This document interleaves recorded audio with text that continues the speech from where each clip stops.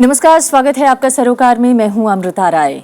आज हम उपभोग की एक ऐसी सेवा के बारे में बात करने जा रहे हैं जो हमारे रोजमर्रा के जीवन का हिस्सा बन चुकी है, जिसके साथ जीते हुए बीते 1.5 दशक में हमने कई दूरियां तय कर ली हैं, जिसने सामाजिक दूरियों को कम किया है, जिसने अमीर गरीब के बीच के भेद को कम किया है, जिसकी वजह से रिश्तों की दूरियां कम हुई हैं, जिसने संवाद को मन की रफ्तार दी है, लेकिन कुछ अनजाने खतरे भी दिए हैं। हमने अब तक उसकी खूबियां देखी हैं। आज कुछ उन सवालों पर गौर करेंगे कि खूबियों के साथ आए खतरे कितने गहरे हैं।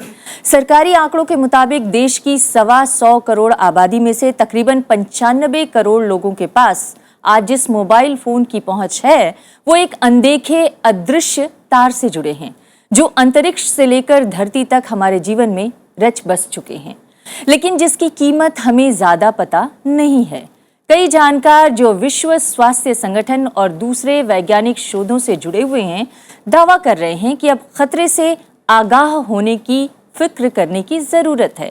वैज्ञानिकों का दावा है कि मोबाइल की इस सेवा की कीमत सिर्फ वो नहीं जो आप बिल के रूप में चुका रहे हैं, बल्कि वो भी है जो आप स्वास्थ्य हानि के रूप में चुका रहे हैं। हालांकि भारत में सरकार और अदालत दोनों की तरफ से ये आश्वासन है कि ऐसे खतरे से भयभीत होने की जरूरत नहीं है। हमारे कठोर नियम इंसानी जान की सुरक्षा के लिए पर्याप्त हैं। बावजूद इसके कई बार नागरिक समाज की तरफ से विरोध की आवाजें सुनाई पड़ती हैं। हाल ही में दिल्ली और नोएडा के कुछ इलाकों में इस शिकायत ने फिर से जोर पकड़ा कि आखिर क्यों कंपनियां सरकारी मानकों पर खरी नहीं उतरती। आज बहस इन्हीं मुद्दों की पड़ताल करते हुए।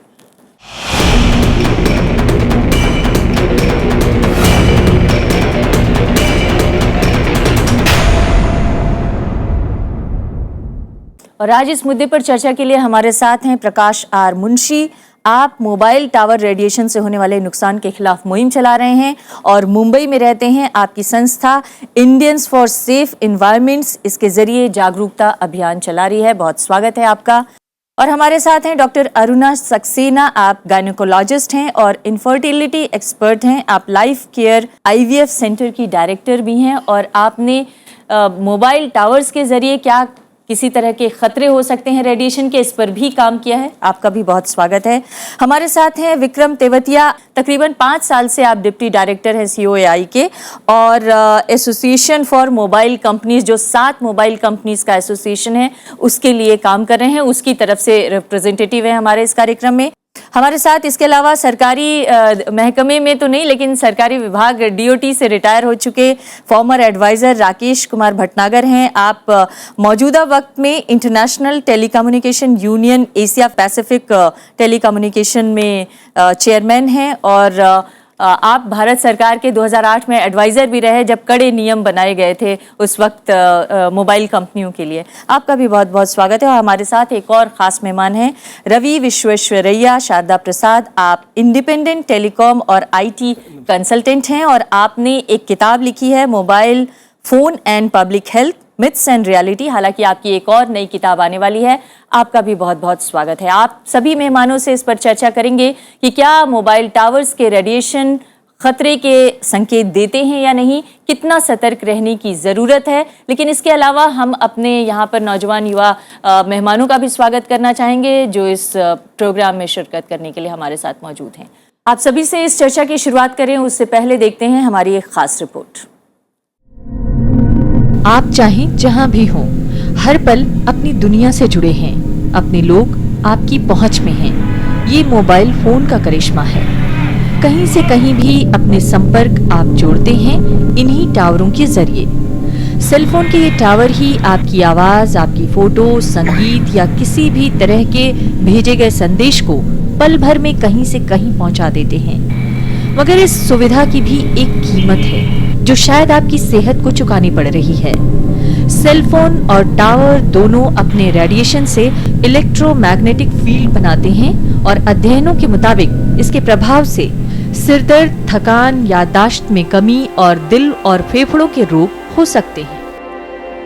शरीर का बायोलॉजिकल सिस्टम बिगड़ सकता है। शरीर की रोग प्रतिरोधक प्रणाली और DNA के पुनर्निर्माण की क्षमता पर असर पड़ सकता है। बच्चों, गर्भवती महिलाओं, कमजोर व्यक्तियों के इससे प्रभावित होने का खतरा ज्यादा रहता है। कुछ जानकारों का तो यहाँ तक कहना है कि इसके असर से ब्रेन कैंसर और दूसरे अंगों के कैंसर भी हो सकते हैं। इसीलिए सरकार ने सेलफोन और टावर्स के रेडिएशन को नियंत्रित करने के लिए गाइडलाइंस जारी की हैं। इनके मुताबिक हर मोबाइल फोन का SAR यानी स्पेसिफिक एब्जॉर्प्शन रेट लेवल अब अधिकतम 1.6 वॉट प्रति किलोग्राम प्रति 1 ग्राम मानव टिश्यू रखना अनिवार्य है। हर मोबाइल फोन पर यह मानक लिखा होना चाहिए। 1 सितंबर 2012 से लागू नियमों के तहत मोबाइल टावरों से होने वाले रेडिएशन में उसके पहले के स्तर के 10वें हिस्से के बराबर कटौती करने को कहा गया था। नियम न मानने वालों पर 2013 में 5 लाख का जुर्माना बढ़ाकर 10 लाख रुपए प्रति टावर करने का प्रावधान किया गया। सरकारें कहती रही हैं कि देश में 95% टावर सुरक्षा मानकों पर खरे हैं। दूरसंचार विभाग की तरफ से बनाई गई एक विशेष समिति भी इसी नतीजे पर पहुंची थी। सेलुलर सर्विसेज देने वाली कंपनियां तो खैर ऐसे दावे करती ही रही हैं, मगर इन दावों को झुठलाने वाले जानकारों की भी कमी नहीं है। विश्व स्वास्थ्य संगठन के विशेषज्ञ भी भारत में लागू मानदंडों से संतुष्ट नहीं हैं। विकसित देशों में इस खतरे को लेकर खासी जागरूकता देखने को मिली है। तो इस बहस में कई मुद्दे हैं। आखिर सरकार और कंपनियां एक ही पलड़े पर क्यों खड़ी नजर आती हैं? या फिर कुछ जानकार जानबूझकर रेडिएशन का भय फैला रहे हैं? इस बारे में वैज्ञानिकों के बीच आज तक आम सहमति क्यों नहीं बन पाई? मोबाइल फोन आज हमारी जिंदगी का अटूट हिस्सा है। इसके बिना हमारा काम नहीं चल सकता। चुनौती है कि इस उपकरण और इससे जुड़ी तमाम तकनीकों को सुरक्षित बनाया जाए। क्या निकट भविष्य में ऐसा होने की कोई उम्मीद है? और भटनागर साहब, मैं चर्चा की शुरुआत आपसे करना चाहती हूँ। सवाल ये है कि क्या वाकई मोबाइल टावर्स के रेडिएशन खतरे की तरफ संकेत करते हैं? सरकार की रिपोर्ट्स कहती है कि हमने कड़े नियम बना दिए हैं जो सुरक्षा के लिए पर्याप्त हैं, पर आप क्या कहेंगे? WHO ने इसके बारे में कुछ स्टडीज़ करी एंड उन्होंने EMF रेडिएशन को 2B कार्सिनोजेनिक उन्होंने डिक्लेयर किया, जिसमें कि संभावना की फ्यूचर डेट में कैंसर होने की संभावना से उन्होंने इनकार नहीं किया। लेकिन at the same time cancer होने की संभावना यस, मतलब ये भी स्पेसिफिक बीमारी का नाम भी पता है कि कैंसर ही हो सकता है? नहीं, उन्होंने जो है इंटरनेशनल स्टडीज में उन्होंने जो है कई और बीमारियों का कई पॉसिबिलिटीज जो है हार्मफुल इफेक्ट्स की उन्होंने व्यक्त किया कि हार्मफुल इफेक्ट्स हो सकते हैं, लेकिन उसके बारे में कोई कंक्लूसिव साइंटिफिक एविडेंस जो है उनके पास मौजूद नहीं था। क्योंकि कुछ स्टडीज ने इंडिकेट किया कि एनिमल्स के केस में ग्लायोमा से कुछ लोग जो हैं वो अफेक्ट हुए। फिर उन्होंने ये भी कहा कि जब मोबाइल का हैंडसेट यूजेज जो है वो कई घंटों का जो 150 घंटे से ज़्यादा यूजेज होता है इन ईयर, तो उसमें जो है संभावना बढ़ जाती है, probability of getting harmful effects that increases. लेकिन बहुत कंक्लूसिवली कोई एविडेंस उसके सामने नहीं था, क्योंकि दोनों तरफ के एविडेंस थे। क्योंकि नॉर्मल कोर्स में किसी को अगर कोई बीमारी अगर हो जाती है तो नॉर्मल केसेस में भी हो सकती है, और इट वाज जस्ट प्रोबेबिलिटी की जो उन्होंने एक सैंपल को ऑब्जर्व किया, जो वो सैंपल जो है जो किसी कंक्लूसिव एविडेंस पे पहुंचने के लिए that was a very very small size of sample. लेकिन फिर भी WHO ने जो अपनी स्टडी दी है वो तो खतरे की तरफ इशारा कर रहे हैं। खतरे की ओर इशारा जो है पॉसिबली कार्सिनोजेनिक, पॉसिबली उन्होंने क्लासिफिकेशन उनका होता है। संभावना में असंभावना नहीं है, संभावना में एक ये तथ्य भी है कि अगर ये पॉसिबल है तो इसकी तरफ ध्यान देने की जरूरत है। संभावना का मतलब ये नहीं है कि वो नकार रहे हैं। उन्होंने ये कहा जो क्लासिफिकेशन 2B किया, 2B की क्लासिफिकेशन में कॉफी भी आती है। हाँ। ना अगर उसमें अगर आप कंपेयर करें कॉफी को और EMF रेडिएशन को कंपेयर करें तो पॉसिबिलिटी की बात है जी, बहुत एविडेंट जो है कि ये उससे होता है, ऐसा अभी तक एस्टेब्लिश नहीं आप कह रहे हैं कि कोई ठोस प्रमाण नहीं है, लेकिन संभावना जताई जा रही है। आप क्या कहना चाहेंगे? मैं कह रहा हूँ कि EMF रेडिएशन की एंटीना 24 घंटे 7 दिन अठवाडिया में आते ही है मेरे पास। कॉफी में कितना पीना और नहीं पीना वो मेरे हाथ में है। ये रेडिएशन आता है उसका मेरे हाथ में नहीं है, और पीना के ना पीना और कितना कब पीना वो मेरे हाथ में है। तो ये आर्गुमेंट गलत है। वैसी तरह मेरे को किसी ने और ने कहा था कि अचार भी पॉसिबली कार्सिनोजेनिक है, मगर अचार की बोतल के बोतल थोड़ी खाते हैं दिन में। ये रॉन्ग कंपैरिजन करने का मतलब अच्छा नहीं है। That's it.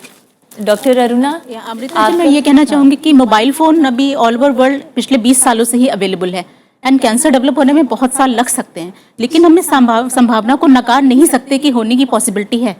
एंड उसके अलावा हम अगर अगले 20 सालों में कैंसर होना है then why can't we prevent it. अगर हमको थोड़ी भी संभावना है तो कैंसर जैसी चीज से जरूरत है कि हम प्रिवेंट करें अपने लोगों को, अपने आने वाली जनरेशंस को, जिसे आज भी हजारों लाखों लोग हमारे देश में अकेले मर रहे हैं। हाँ जी। और जिस बीमारी का कोई इलाज अभी तक पुख्ते तरीके से नहीं निकाला जा सका है, उसकी संभावना को भी हम क्यों अपने नकारें? बीच में क्यों रहने दें? क्या ये तमाम प्रमाण, ये जो तमाम एविडेंस है, इसकी उपेक्षा की जा रही है मोबाइल कंपनियों के जरिए?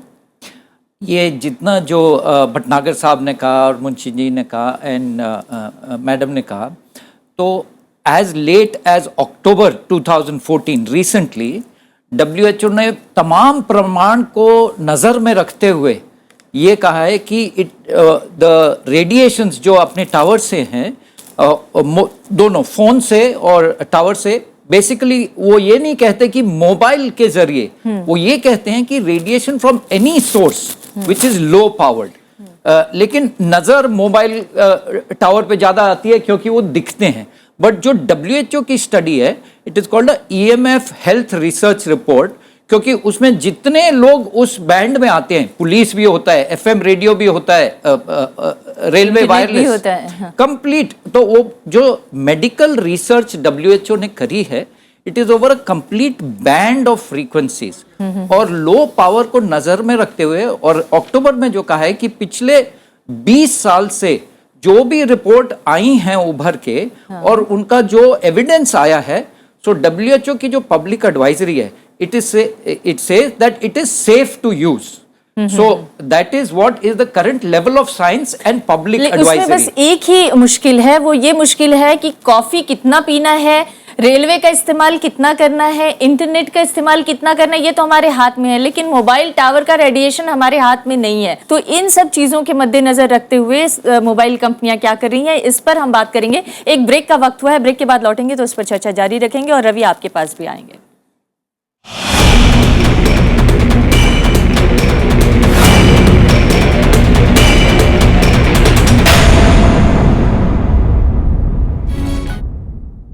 रवि, मैं आपके पास आना चाहूंगी। आपने अपनी किताब के जरिए मिथ्स और रियलिटी को सामने रखने की कोशिश की है। हमारे जानकारों के मुताबिक WHO की जो स्टडी है वो संभावनाओं की तरफ, बीमारियों की संभावनाओं की तरफ इशारा करती है, लेकिन आपकी किताब, आपकी रिपोर्ट क्या कहती है? नहीं, मेरी किताब में जितने भी अंतर्राष्ट्रीय विशेषज्ञ हैं ना, उनका मानना है कि जो रेडियो फ्रीक्वेंसी, रेडियो आवृत्ति की विकिरण जो है, उनकी ऊर्जा इतनी कम है, इतनी कमज़ोर है कि उनका स्वास्थ्य पर कोई प्रतिकूल प्रभाव नहीं हो सकता है। और ये भी वर्ल्ड हेल्थ ऑर्गेनाइजेशन, लेकिन अगर वो पैरामीटर्स को, उन मानकों को माना जाए जिन मानकों को सरकारों ने अंतर्राष्ट्रीय स्तर पर स्वीकार किया है, उन मानकों को माना जाए तब ना। नहीं, ये जो वर्ल्ड हेल्थ ऑर्गेनाइजेशन, उनका जो IARC 2B क्लासिफिकेशन है, वो क्लासिफिकेशन तब करते हैं जब कोई एविडेंस नहीं है कि कॉज करता है, परंतु कोई एविडेंस ये भी नहीं है कि बिल्कुल सेफ है, कि कोई प्रतिकूल प्रभाव नहीं है। ठीक है, तो इसमें सिर्फ एक ही पदार्थ को वो क्लासिफाई कर चुके हैं जो नॉन कैंसरस है। बाकी सारे जितने भी पदार्थ हैं वो सब 2B क्लासिफिकेशन में आते हैं, जैसे आचार, कॉफ़ी, टैल्कम पाउडर, अपने जितने भी कॉइन्स हैं, करेंसी कॉइन्स हैं, सब 2B में आते हैं ऑन द प्रिकॉशनरी। लेकिन डॉक्टर अरुणा सक्सेना का ये कहना है कि अगर इस मोबाइल कंपनी के या इस मोबाइल के पूरे प्रचलन के देखा जाए तो 1.5 से 2 दशक हुए हैं, तकरीबन 15 से 20 साल। सिर्फ 15 से 20 सालों में अभी हम उसके पूरे प्रभाव के बारे में आकलन नहीं कर पाए हैं। हम क्यों इसके लिए इंतजार करें? हम क्यों ना और कड़े पैरामीटर्स बनाएं? क्योंकि पैरामीटर्स अगर बनाए जा रहे हैं इंटरनेशनली, अगर WHO सावधान कर रहा है, तो इसका मतलब स्पष्ट है कि कहीं ना कहीं कोई आशंका है मन में?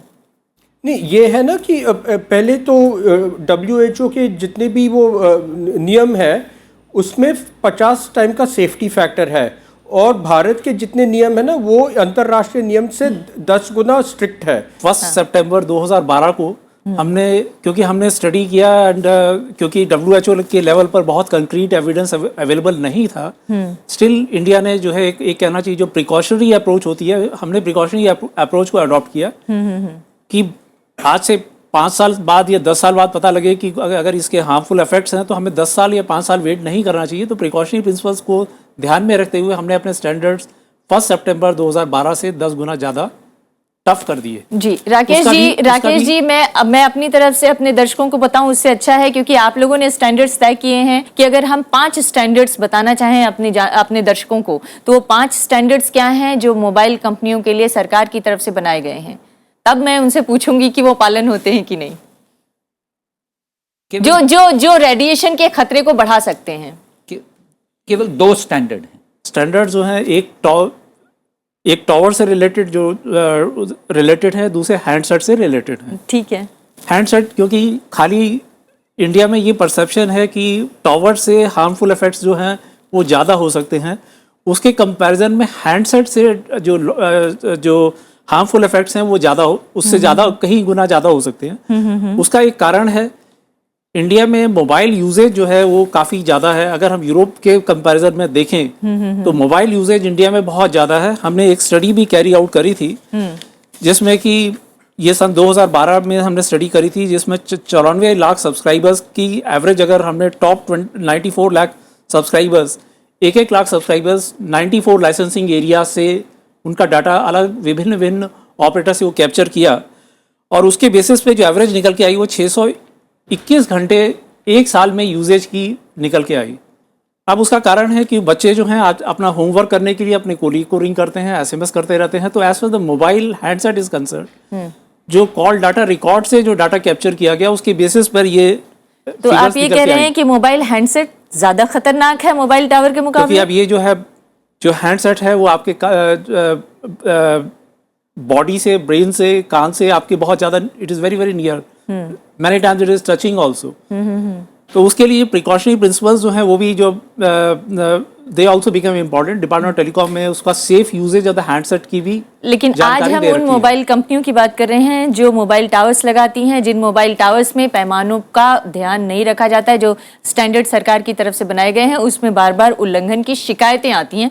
मैं नहीं जानती, पर शिकायतें बहुत आती हैं। सन 2012 में जब ये स्टैंडर्ड जिस टाइम पे चेंज किए जा रहे थे, उस टाइम में मैंने पर्सनली जाके कुछ जगहों पे वेरीफाई किया था, और करीब 100 BTS जो थे वो, जो कि रेडिएशन के परमिसिबल लेवल से ज़्यादा लेवल्स के ऊपर रेडिएट कर रहे थे, वो पाए गए थे 100 के करीब।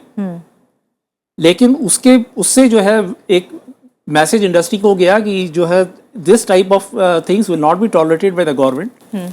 इंडस्ट्री ने अपने आप ही सेल्फ चेक करने शुरू किए, एंड हमारी जब 1 महीने के बाद दोबारा मीटिंग हुई, industry reported that almost at 500 to 600 sites उन्होंने करेक्टिव एक्शंस लिए, जहां पे उनको मापदंड के हिसाब से टावर्स की जो पोजीशन, टावर्स में जो BTS लगे थे वो ठीक नहीं लगे हुए थे, तो वहां पे उन्होंने करेक्टिव स्टेप्स लिए। और उसके बाद जो है जब हमने हमारे फर्स्ट सेट ऑफ द, हमने जो क्रॉस चेक्स किए, क्रॉस वेरिफिकेशन किए, उसके बाद सब्सिक्वेंटली जो है जो इस तरह के वायलेशंस जो है वो करीब ना के बराबर ही पाए गए। जी, आप ये कह रहे हैं कि मोबाइल कंपनियां जो है वो ज्यादा नुकसान नहीं कर रही हैं, बल्कि मोबाइल हैंडसेट ज्यादा नुकसान कर रहे हैं। आप क्या कहेंगे? मेरे को एक चीज कहना है, हाँ। वही 2012 में, क्योंकि हमने जो संदेश किया था वो 2011 से चालू किया, एंड बम्बई वाले are partly responsible to bring down the norms. Norms जानने के लिए आप लोग को एक चीज जरूरी है कि डिफरेंट फ्रीक्वेंसीज हुए तो उसके डिफरेंट नॉर्म्स रखाए हुए हैं साहब लोग ने जी।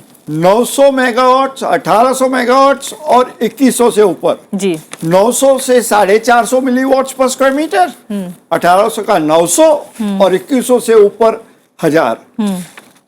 तो उन्होंने क्या किया कि जो 4500 था उसका 450 कर दिया, 10% लेकर आए। मगर क्यों 10% लाए, क्यों 5% नहीं लाए, क्यों 20% नहीं लाए? उसका जवाब नहीं था डॉक्टर चंद्रशेखर के पास। हमने भी उनके साथ, जैसे ये प्रोग्राम है एनडीटीवी में भी प्रोग्राम किया था, वहाँ जूही जी भी थी। तो जूही जी ने पूछा उनको कि भाई on what basis have you done? ठीक है, वी हैव नो बेसिस। तो there was no scientific study done to reach this 10% level. It was done based on an ad hoc basis and based on the perceptions and apprehensions of citizens. Bhatnagar साहब, क्यों नहीं इस पर एक scientific study सामने लाने की कोशिश की जा रही है? क्या वो जो पैमाने बनाए गए वो बिना किसी साइंटिफिक स्टडी के? 1.25 billion people's lives with this kind of approach, and the Parliamentary Standing Committee has mentioned the lackadaisical approach of DOT. इसके बारे में मैडम मैं बताना चाहूँगा कि department of science and technology उन्होंने रिसर्च के लिए प्रपोजल्स उन्होंने इनवाइट किए। ये सन 2013 की बात है, और वो प्रपोजल्स जो थे 31 अक्टूबर 2013 को तक वो आने थे। उन प्रपोजल्स की बेसिस में मैंने लास्ट वीक में न्यूज़पेपर रिपोर्ट्स में मैंने पढ़ा कि they have already identified some proposals in which the government will be granting the for the money also for this research ranging from 20 lakhs to 2 crores.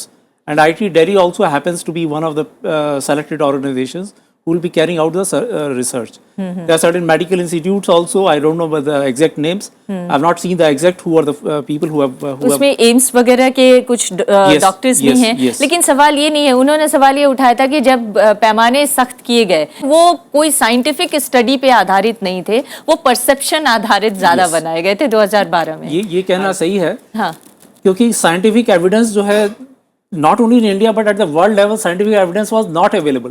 तो precautionary approach हम लेना चाहते थे। प्रिकॉशनरी अप्रोच में हम उसको कितना टफ करना चाहें, तो लेकिन आपने कोई स्टैंडर्ड माना था कि यूएस के स्टैंडर्ड से चलना है, इंटरनेशनल स्टैंडर्ड से चलना है, या ब्राजील के स्टैंडर्ड से चलना है? कोई एक, या WHO ने कोई स्टैंडर्ड बना रखा है? ICNRP जो है वो इंटरनेशनल मापदंड इस क्षेत्र में मापदंड बनाने की ऑर्गेनाइजेशन है जो कि इसके लिए रेस्पॉन्सिबल है। वर्ल्ड वाइड उसके जो स्टैंडर्ड्स हैं 90% ऑफ द कंट्रीज उसी स्टैंडर्ड्स को फॉलो कर रहे हैं। इंडिया जो है रिमेनिंग 10% ऑफ कंट्रीज हैं जिनके मापदंड ज़्यादा टफ है। देयर आर सम कंट्रीज जिन्होंने हमने उसको 10 टाइम्स टफ किया, देयर आर सम कंट्रीज जिन्होंने उसको 100 टाइम्स भी टफ किया। मैं तो जो इनका कहना है कि DOT ने खुद पार्लियामेंट्री स्टैंडिंग कमेटी को लिखा है कि 5 countries Russia, Poland, Italy, Lithuania और बल्गारिया का नॉर्म्स तीनों फ्रीक्वेंसी के लिए 100 मिलीवॉट्स पर स्क्वायर मीटर है। तो हमारे को 4G के लिए 10 टाइम्स क्यों रखना चाहिए? ये मेरा प्रश्न है, बताइए मेरे को। अगर ये 5 कंट्रीज 3 फ्रीक्वेंसी के लिए DOT के मुताबिक, मेरे मुताबिक नहीं, DOT के मुताबिक पार्लियामेंट्री स्टैंडिंग कमेटी को लिखा है कि वहां नॉर्म्स है 100 मिलीवॉट्स। तो दूसरी बात, और हमारे यहाँ कितने हैं? हमारे वहां 450, 900 और 1000। अगर 450 से हमारे को खानी होती है तो 1000 से नहीं होएगी। और वो तो 4G की आप बात करें, अभी 2G 3G में जब इतने संकट है, तो 4G आने के बाद अभी तो और ज्यादा नुकसान की आशंका। एक्सप्लेन करता हूँ। हाँ जी प्रकाश जी, जो DOT के जो नॉर्म्स हैं they are based on a ITU-T specification which is the standards body. आपने स्टैंडर्ड्स का जिक्र किया, जो स्टैंडर्ड्स बनाते हैं ITU-T का स्टैंडर्ड है कि कैसे उसको नापा जाए। तो और जो स्टैंडर्ड कितना है is by ICNIRP which is given by WHO and all countries you are saying, let's say America है, यूरोप है, पूरे दुनिया में the ICNIRP standard is the global best practice कि भाई this is what you should follow। And the ICNIRP standard, just to explain कि भाई medical terms में वो क्या है, ये जो फ्रीक्वेंसी बैंड है it is in the non ionising band. And the non ionising band में वो क्या बोलते हैं, जो आयन DNA हटेगा अगर और आयनाइज होगा जिससे कैंसर होता है, the only known effect is thermal effect कि हीट, और वो भी 230 वाट पर स्क्वायर मीटर से 1 डिग्री राइज होता है। तो अगर आप छाया से धूप में खड़े हो जाओगे तो बॉडी का जो temperature will go up by 3-4 degrees. तो बॉडी में self correct by nature you have a self correction method लेकिन for cooling. एक बार अगर आप रेडिएशन के प्रभाव में आते हैं तो उस रेडिएशन के प्रभाव से बाहर निकलने में आपको 24 घंटे लग जाते हैं। ये जो रेडिएशन है जो मैंने पढ़ा है अभी मैं समझा रहा हूँ, आई एम एक्सप्लेनिंग। सो होता क्या है कि आप जब आते हो, so this is continuous radiation which is there, and वो studies have taken that into account. That is why WHO 230 watts divide by 50 times, because when you say precautionary approach, because it is a public policy का मुद्दा है कि भाई public जो है उसको कैसे सेफगार्ड किया जाए, तो इंटरनेशनल एक्सपर्ट्स ने उसको 50 गुना कम रख करके 900 पे 0.45 आता है। बट जो एक्चुअल स्टैंडर्ड है it is frequency in megahertz divide by 200। और जो नापने का तरीका है, जो मुंशी जी कह रहे हैं कि अगर आप 900 में एक हो फिर उसके ऊपर 1800 को जोड़ो फिर उसे 2100 को जोड़ो, वो ऐसे नहीं है। जो ITUT ने ये एक्सपर्ट्स ने लिया है, जो टोटल जो cumulative of all frequency bands from 300 hertz to 3 gigahertz जो मापदंड है वो इस पे है। इसमें रेलवे भी है, ऑल इंडिया रेडियो भी है, FM रेडियो भी है। रवि, आप कुछ ऐड करना चाहते हैं इसमें? नहीं, ये बोलना चाहता हूँ कि जितनी भी ऊर्जा है ना, ये जो रेडियो फ्रीक्वेंसीज के, ये जो रेडियो आवृत्ति के विकिरण है वो इतने कमज़ोर है, वो एक सूर्य प्रकाश से भी हज़ारों बार कमज़ोर है, ये लाइट बल्ब से भी हज़ारों बार कमज़ोर है। तो ये इतने कमज़ोर है कि इनका स्वास्थ्य पर कोई प्रतिकूल प्रभाव नहीं है। ये तो वर्ल्ड हेल्थ ऑर्गेनाइजेशन भी बोल रहा है जी। और हालांकि आपकी इस बात से डॉक्टर अरुणा सक्सेना सहमत नहीं है। मैं एक ब्रेक के लिए रुकती हूँ, ब्रेक के बाद आऊंगी तो अरुणा जी आपसे बात करूंगी कि ये जो स्टैंडर्ड्स बताए जा रहे हैं ITUT के, क्या वो स्टैंडर्ड्स हमारे यहाँ ठीक तरीके से फॉलो हो रहे हैं, और अगर फॉलो हो रहे हैं तो आप लोग की इतनी चिंता क्यों है? एक ब्रेक के लिए रुकते हैं।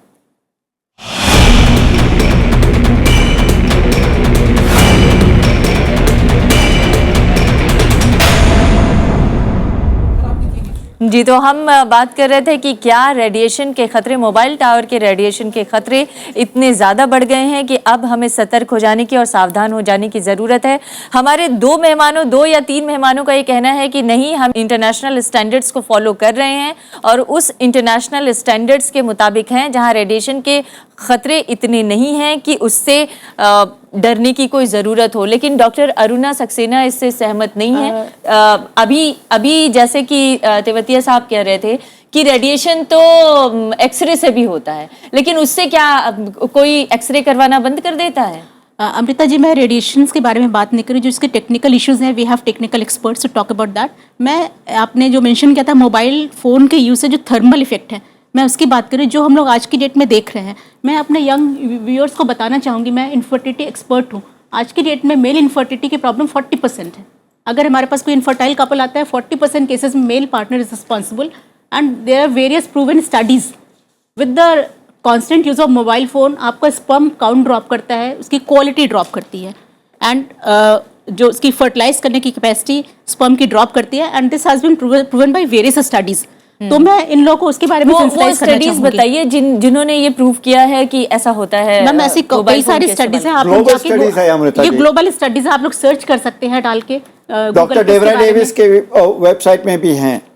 Various studies and which is proven कि दिस इज। और दूसरी बात है कि last September was the month for awareness of PCOS and PCOD। अपने जो लेडीज हैं जो जीन्स में यहाँ रखते हैं, बैक पॉकेट में रखते हैं और फोन ऑन रहता है, उससे there has been an exponential increase in Bombay of PCOS and PCOD, that is called polycystic ovarian disease. This is only to create awareness to you all. जी, मैं आपकी बात से सहमत हूँ, क्योंकि मैं अपनी क्लिनिकल प्रैक्टिस में ये सब चीजें देख रही हूँ। I don't have any studies to prove myself, but हम लोग देख रहे हैं कि स्पर्म काउंट ड्रॉप कर रहा है। एंड जैसे ही हम लोग उनको बताते हैं कि आप मोबाइल फोन अपने ट्राउजर्स के पॉकेट से रिमूव करिए, रात में सोते टाइम अपने कमरे से बाहर रखिए, it is not urgent, and minimal use करिए, तो आपके, हम लोग जब उनको कुछ महीनों के बाद एनालाइज करते हैं, there is a definitely drastic improvement in the quality. And PCO की आपने बात की, PCO केसेस के आजकल 30% लड़कियों को PCOD होता है।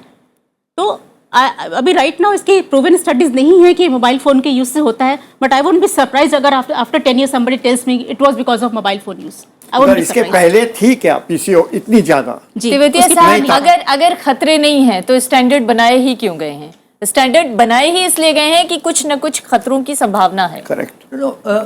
आप ये देखिए, there you have to have a trade off, right, कि आपने किसी वैज्ञानिक यंत्र को इस्तेमाल करना है, जो एक्सरे का जिक्र था, ठीक है। हर एक चीज आप पानी पीते हैं, एयर क्वालिटी है, ओके, कार का एग्जॉस्ट है, मतलब हर एक फैसिलिटी का आपने इवैल्यूएशन करके एक स्टैंडर्ड रखना है, ताकि सब लोग उसको यूनिफॉर्मली अप्लाई करें।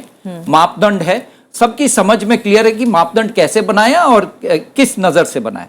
तो ये पूरी जो इंटरनेशनल स्टडीज हैं और जो मापदंड की संस्थाएं हैं, उन्होंने ये सारी बात जो आप बता रहे हो स्टडीज हैं, सो दिस इज इंडिया में मतलब ये उभर के आ रहा है। बाहर भी उन्होंने, जैसे डैनिश कोहॉर्ट स्टडी है, स्कैंडिनेवियन स्टडी है, अमेरिका जो 17 साल 3 लाख ब्राजील में तो मैंने एक स्टडी पढ़ी जिसमें तो स्पष्ट रूप से है कि इसके खतरे बढ़े हैं, और ब्राजील का एक शहर जिसमें सबसे ज्यादा कैंसर के पेशेंट्स पाए गए, वो पता चला कि मोबाइल टावर्स की वजह से हो रहे हैं। तो WHO ने भी ये बात, ऑल द स्टडीज जो सारी स्टडीज का जिक्र हो रहा है, so the approach that we recommend, at least because होता क्या है, नजर हमारे ऊपर आती है, whereas there could be a lifestyle issue, there could be living issue, there could be other related aspects।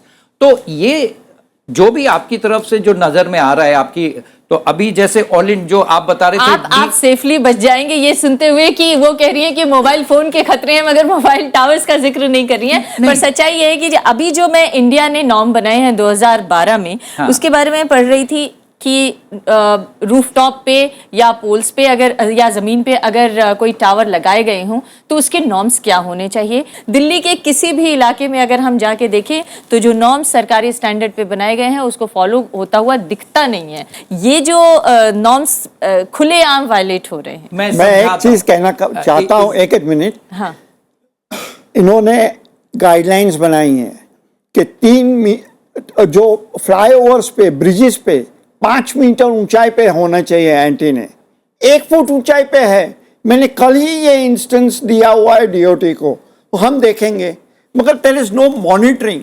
कौन मॉनिटरिंग करेगा वो लिखित है ही नहीं। वो लोग बोलते हैं हमने तो गाइडलाइंस बना दी, वो स्टेट करेगा, स्टेट बोलेगा, म्युनिसिपैलिटी मॉनिटरिंग करेगा। के बारे में आपसे पूछेंगे, लेकिन उससे पहले आपका जवाब ले लेना चाहती हूँ। मुंशी जी, ऐसा है, there is very strict monitoring, जो वो मेरा जो इंडियन गवर्नमेंट ने जो स्टैंडर्ड तय किए हैं, हाँ। 2 एंटीना पे 35 मीटर्स की दूरी, 4 एंटीना पे 45 मीटर्स की दूरी, 6 एंटीना पे 55 मीटर और 12 एंटीना पे 75 मीटर्स की दूरी, ये जो पैरामीटर्स तय किए गए, क्या ये फॉलो कर रही हैं कंपनियां? मैं समझा रहा हूं। आप अगर उसी टेबल के नीचे की लाइन पढ़ेंगे, उसमें लिखा है there is capacity and coverage loophole. और अगर उसमें जो रेडिएशन है वो एक लेवल पे 20 वॉट इनपुट, ये टेबल जो बनाया है, it was based on a particular power input level. तो ये जरूरी नहीं है कि हर बार आप उसी पे करो रेडिएट, क्योंकि मान लो इस कमरे में इतने सारे लोग हैं, तो एक सेक्टर में मैक्सिमम 200 लोग एक बार कर सकते हैं। तो ये नेटवर्क के डिजाइन में ऐसे होता है कि कई जो साइट होती हैं वो कवरेज मतलब कि दूरी तक है, दूसरी होती है कि अगर ये साइट और लोग ज्यादा हैं तो वो कैपेसिटी साइट कहलाती है। तो कैपेसिटी के लिए then you have a nearer, जैसे मान लो अभी भी जैसे मंत्री जी ने कहा है अपने रविशंकर प्रसाद जी ने कि ये जरूरी है और ये सबकी समझ में है कि भी मोबाइल का तो इस्तेमाल करना है क्योंकि उसकी सुविधाएं, और अगर सिग्नल आपके पहुंचना है तो टावर का होना जरूरी है, और टावर का होना जरूरी है तो उसको लगाना जरूरी है। तो ये सब को बैलेंस आउट करने के लिए अभी जो 2008 के आंकड़े और शायद वो बाद में भी जो आंकड़े आए हैं उसके मुताबिक भी देश में 7,36,000 मोबाइल टावर्स हैं। नहीं, हाँ, BTS हैं, BTS हैं। हाँ। और मोबाइल और जरूरत 4.5 लाख टावर हैं, 4.5 लाख टावर्स हैं और जरूरत 15 लाख की है। जरूरत ऐसे होएगा, देखो अगर आप ये देख रहे हो डिजिटल इंडिया आ रहा है, ठीक है, तो होता क्या है, या आप मोबाइल ब्रॉडबैंड है और पूरी दुनिया में क्या होएगा कि all this will become part of your street furniture, क्योंकि अगर सिग्नल आपके मोबाइल में पहुंचना है तो सिग्नल को पहुंचाने के लिए आपको इंफ्रास्ट्रक्चर लगाना पड़ेगा। तो जो टावर हैं वो हाइट पे, मतलब अभी नहीं, वो हाइट पे टावर लगाने से किसी का इनकार नहीं है, पर टावर लगाएं उसके लिए आपको एक्स्ट्रा खर्च करना पड़ेगा। उस एक्स्ट्रा खर्च को करने के लिए कंपनियां तैयार नहीं है। एक आईआईटी बॉम्बे के प्रोफेसर के स्टडी के मुताबिक तकरीबन 30,000 करोड़ रुपए खर्च की जरूरत है, जो मोबाइल कंपनियां खर्च नहीं कर पा रही हैं उस 15 लाख टावर्स को लगाने के लिए। और संभवतः इसलिए भी कई तरह के नॉर्म्स कई जगहों पर फॉलो वो नहीं जो किए जा पा रहे हैं। ये जो कहना है ये बिल्कुल गलत है, जी। क्योंकि आजकल हम लोगों को, हम तो लगाना चाह रहे हैं टावर, तो एक और लाख साइट नहीं मिल रही। करोड़ रुपया खर्चा किया है उन्होंने अभी। 30,000 करोड़ क्या है? मैडम दो इशू, सिर्फ 1.25 करोड़ आदमी को सफर होना है। एक क्वालिटी ऑफ सर्विस है और Yes. दूसरा जो है ये रेडिएशन का इशू है। अगर हम पूरे कंट्री की सारी पॉपुलेशन को अगर हम कवर करना चाहें और उनको बहुत अच्छी क्वालिटी ऑफ सर्विस मिले, वो अर्बन एरिया में भी हो और रूरल एरिया में भी हो, तो जो 8 लाख के कंपैरिजन में 15 लाख BTS जो है that can be an appropriate figure. लेकिन रेडिएशन के point of view say that is not a requirement. अगर हम पूरे कंट्री में बहुत अच्छी क्वालिटी सर्विस चाहते हैं, अर्बन एरियाज में भी डिजिटल और डिजिटल इंडिया के लिए और ब्रॉडबैंड सर्विसेज वगैरह भी हम चाहते हैं, तो ये BTS जो है वो 8 लाख से बढ़कर वो फिगर जो है 15 लाख और उससे भी आगे जाने की संभावना है। एक चीज, हाँ। BTS, एंटीने, टावर, ये तीन अलग चीजें हैं। अलग चीज है। प्लीज, या I want to correct you over there because you were talking about BTS and antenna. या Or tower is tower. Antenna is the one which is stuck up anywhere and everywhere in the in tower. the city. वो आपके bedroom के बाहर भी लगेगी, आपके bedroom के सामने भी लगेगी। ज्यादा कहाँ भी। खतरनाक आपको कौन सा लगता है और ज्यादा खतरा आप लोगों की नजर में किससे हो रहा है? हमारी नज़र में ये एंटीने का प्रॉब्लम है और एंटीने के जो रेगुलेशंस हैं वो हम लोग नहीं कंट्रोल करते हैं। या तो ये करते हैं या तो म्यूनिसिपैलिटी नहीं देखिए, करती। जो कंपनी मोबाइल कंपनी मैं वाले- आपको एग्जांपल दे रहा हूँ। बम्बई में एक कंपनी टिकोना करके है, 40-50 metre tower, they went and erected it right facing another residential building which is at a higher height. न तो म्यूनिसिपैलिटी से परमिशन लिया, न तो स्ट्रक्चरल इंजीनियर से परमिशन लिया, जो भाई साहब ने DOT के रेगुलेशंस बनाए हैं। फिर हमने कंप्लेन किया तो 15 दिन में निकालना पड़ा, तो निकाल दिया। 3 एंटीना एक मलबार हिल क्लब में डाले और वो बोलते हैं ये बूस्टर है, ये एंटीना नहीं है। फिर मुझे पता लगा because I am a member there, तो मैं जाके देखा, नीचे जाके मैंने बड़े बड़े केबल्स देखे, ये लैंप जैसे लगते हैं। और उन्होंने एक मिस्टेक किया बिकॉज दे वांटेड बिजनेस, तो वो मोबाइल कंपनी ने सारे नज़दीक के कस्टमर्स को बोल दिया that we have strengthened our network. वो जाके मैंने दिखाया। मुझे तो ऐसा लग रहा है कि कभी कभी जो आम आदमी की अज्ञानता है उसका फायदा तो नहीं उठा 100% रही हैं ignorant। मोबाइल कंपनियां। इस पर एक ब्रेक के बाद बात करेंगे और यहाँ पर मौजूद हमारे युवा साथियों को भी शामिल करना चाहेंगे अपनी इस चर्चा में। एक ब्रेक के लिए रुकते हैं। Ignorance and honor।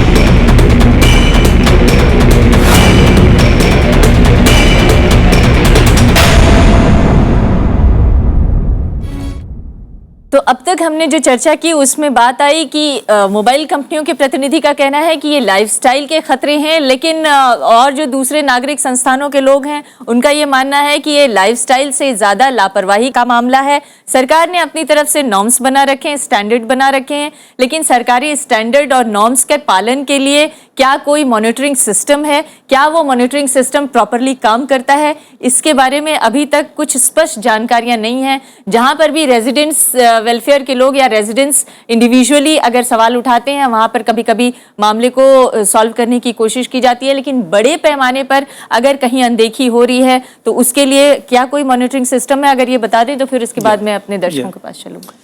Madam, department of telecom में टर्म सेल की यूनिट्स हैं और वो टर्म सेल जो है हर एक लाइसेंसिंग एरिया में एक यूनिट है वो, और उस यूनिट में करीब 8 से 10 ऑफिसर्स हैं। कुछ जगहों पे जो बड़ी स्टेट्स हैं वहाँ ज़्यादा हैं, जो छोटी स्टेट्स हैं वहाँ पे ऑफिशियल्स कम हैं। हर एंटीना जब कोई भी ऑपरेटर जो लाइसेंस ऑपरेटर है जब उसको लगाता है तो उस टाइम पर वो लगाने के टाइम पर ही जो मैक्सिमम पॉसिबल वैल्यू जिस पे उसको सिग्नल को रेडिएट करना है उस लेवल पे उसको उसके बाद जो है वो मेजरमेंट करते हैं और मेजरमेंट के रिजल्ट्स जो हैं वो टर्म सेल को भेजते हैं। उसके बाद ही वो उस टावर से जो है सिग्नल रेडिएट किया जा सकता है। ये तो एस्टैब्लिश Operators करने को- की बात हुई, लेकिन Yes. एस्टैब्लिश करने के बाद अगर नॉर्म्स का कहीं वायलेशन हो रहा है ऑपरेटर्स तो उसको देखने के लिए ऑपरेटर्स क्या को एक सेल्फ सर्टिफिकेट भी देना होता है। ऑपरेटर्स उसका सेल्फ सर्टिफिकेट देते हैं कि हम इसको जो है हमने मेजर किया and we are fully satisfied. Term cell की यूनिट्स जो हैं on random basis 10% of the cases जो इन्होंने 10% केसेस में वो ऑलरेडी वेरीफाई करने के लिए उनको मापदंड हैं, उनमें से उन्होंने ऑलरेडी बहुत से स्टेट्स में ऑलरेडी वो 10% के लेवल पे पहुंच गए हैं। कई जगहों पे 7-8% के लेवल पर वेरिफिकेशन हो चुका है। मैं मुंशी से पूछना चाहता हूँ कि दिल्ली ऐसे मेट्रोपॉलिटन शहर में, दिल्ली मुंबई में, जहाँ इंसान को रहने के लिए जगह नहीं है, वहाँ इन नॉर्म्स को फॉलो करना कितना पॉसिबल है? और अभी हमने देखा कि हमारी दिल्ली की जो नई गवर्नमेंट आई है वो सिर्फ फ्री वाईफाई के आश्वासन पे ही चुनी गई है, तो हमारी एक्सपेक्टेशंस और हमारी हेल्थ में कोऑर्डिनेट करने का क्या सोल्यूशन है? देखिए, मेरा तो इतना कहना है कि हमारे को मोबाइल फ़ोन से जीना है। You can do without a phone, I can do without a phone, he can not do without a phone. मगर हमारे को रेडिएशन लेवल कम चाहिए। हमारा इतना ही ऑब्जेक्टिव है, protect our health. Health is my fundamental right and I shall have it. मैं महाराष्ट्र से आया हूँ, Swaraj is my birth right and I shall have it, Tilak ने कहा था। हम लोग बोल रहे हैं health is my fundamental right granted by the constitution of India and we shall have it. अगला मैं सवाल। एक आंसर इनका और करना चाहूँगा। वाईफाई जो अभी हर सिटी में आ रहा है, मुंशी जी ने हाइट का भी मेंशन किया, तो वाईफाई के सिस्टम लगने के टाइम पर हाइट का जो है वेरिफिकेशन करना बहुत ज़रूरी हो जाएगा, क्योंकि उस केस में जो है अगर छोटे लेवल के खंभों के ऊपर में अगर हमारे एंटीनाज लग गए तो that could be more harmful. तो इसमें हमको पूरी प्रिकॉशनरी स्टेप्स जो हैं वो लेने पड़ेंगे, जो डीओटी के मापदंड और ऑपरेटर्स को मिलकर बैठ के जब ये वाईफाई के सिस्टम जो है हर सिटी में लगने तो जा रहे हमारा हैं। जीवन संवाद सूचना के तारों के बीच में कहीं उलझ के तो नहीं रह जाएगा। वैसे मैं चाहती हूँ अगले सवाल की तरफ बढ़ें। मैम, मैं ये पूछना चाहूँगी कि आज जो हम 20 साल बाद इस इश्यूज़ पे डिस्कशन कर रहे हैं, आज से 20 साल पहले जब मोबाइल टावर लगाई गई थी और मोबाइल्स हमारे देश में आए थे, तो क्या तब ये इश्यूज़ के बारे में किसी ने नहीं सोचा कि इसके क्या साइड इफ़ेक्ट हो सकते हैं?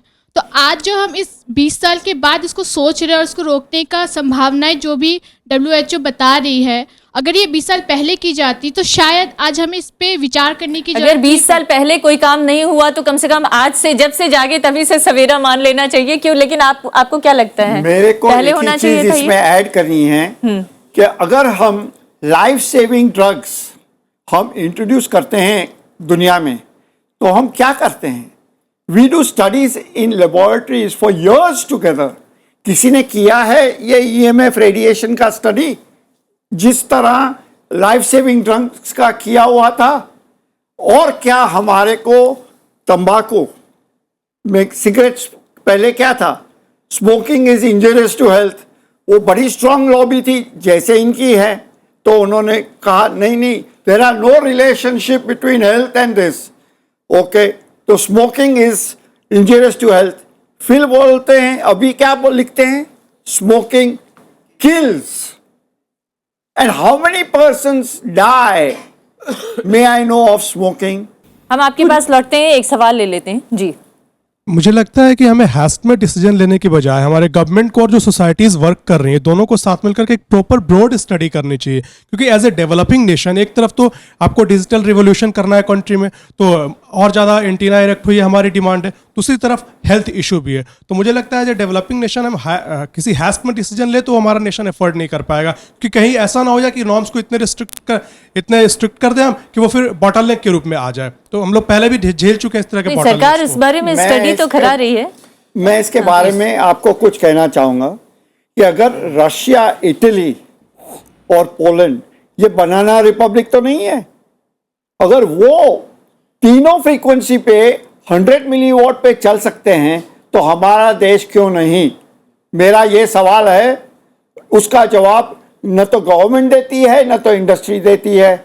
मैं काफ़ी दफ़ा मीडिया मीटिंग्स में भी पूछा हूँ शायद इंडस्ट्री के आप आज प्रतिनिधि जो बैठे हैं वो जवाब दे सकें आपका। इसमें ये मुद्दे पहली बार नहीं आए हैं, ये पूरी दुनिया में ऐसे चर्चा हुई है और इसी चर्चा के बाद जो बेस्ट स्टैंडर्ड है, I mean the global best standard which is followed by सारी पूरी 99% countries is the ICNIRP and which is endorsed by WHO।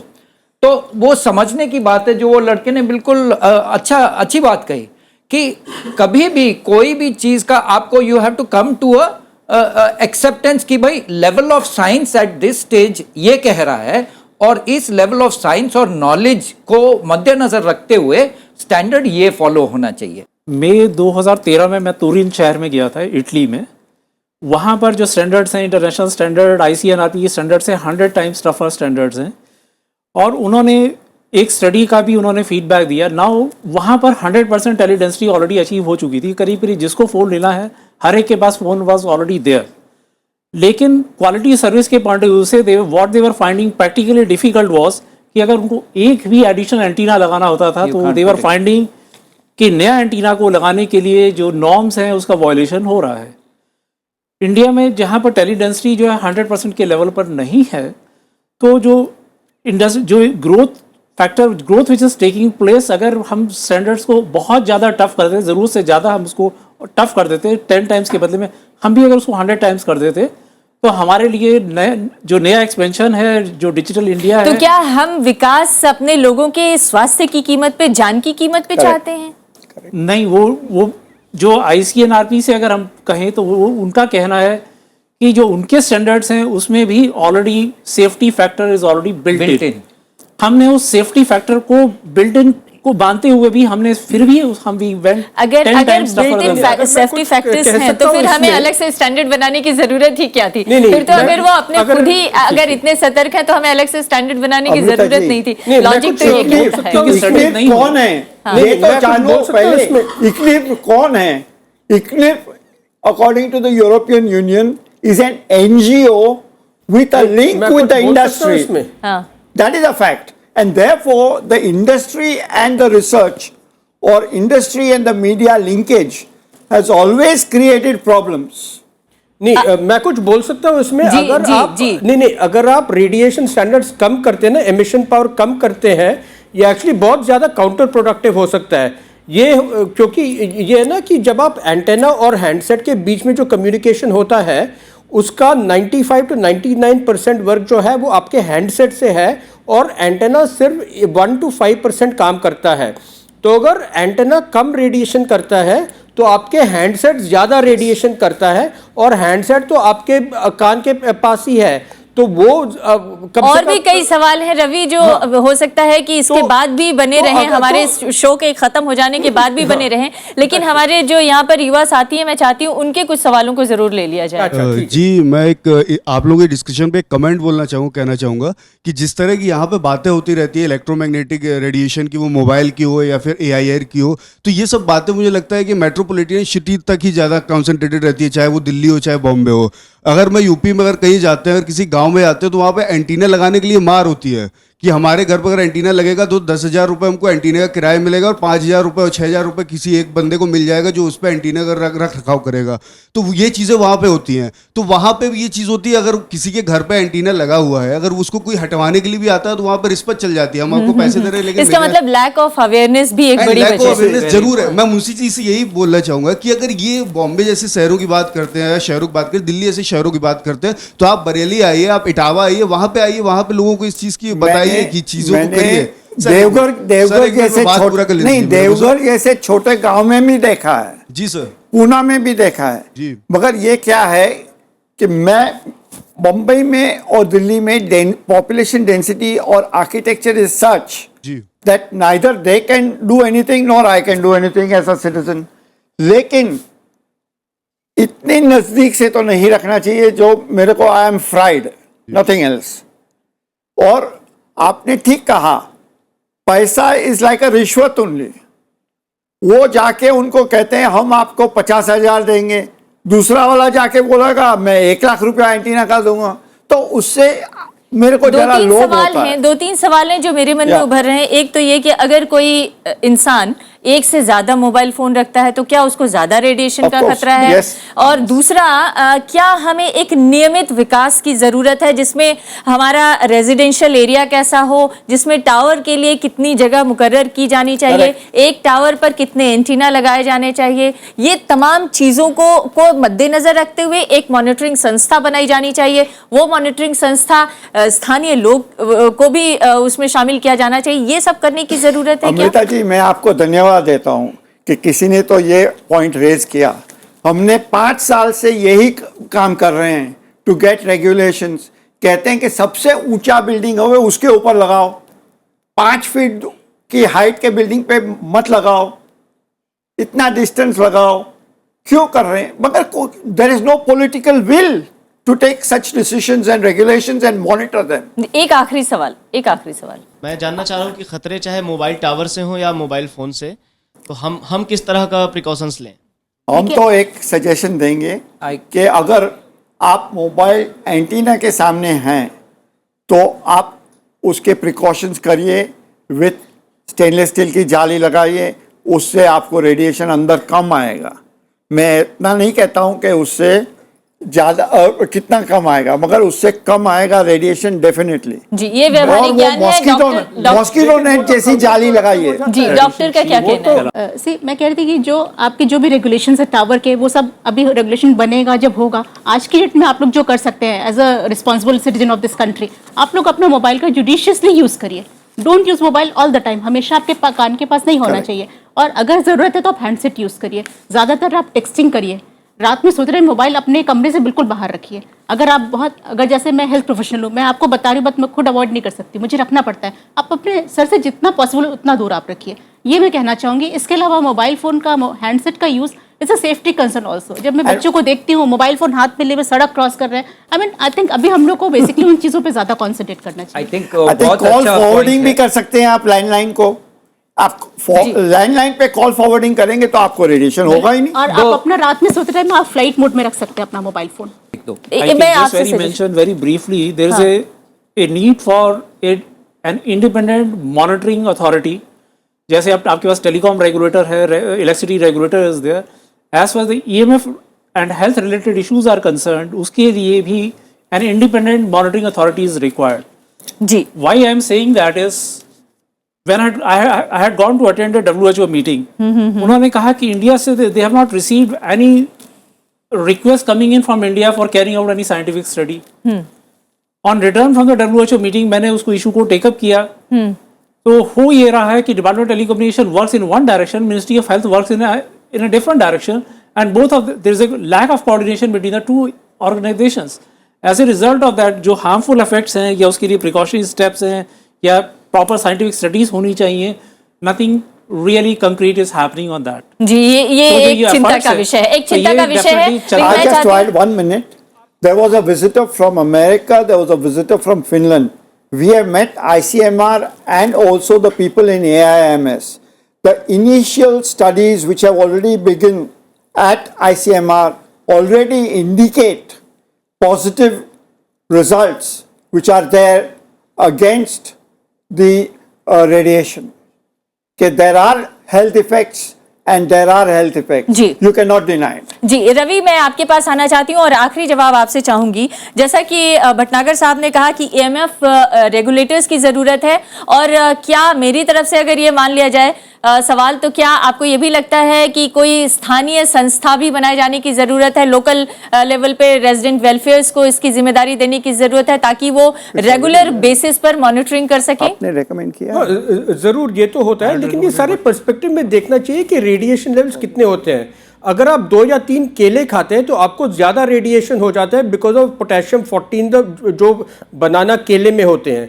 तो ये जो EMF के जो लेवल्स है ना, वो इतने कम है, वो आपके लाइट बल्ब से भी बहुत कम है कि आपको ज़्यादा रेडिएशन इफेक्ट होता है केले खाने से। जी, तो ये ज़रूर ये देखना चाहिए सब कुछ पर्सपेक्टिव में कि what are the levels at which are dangerous.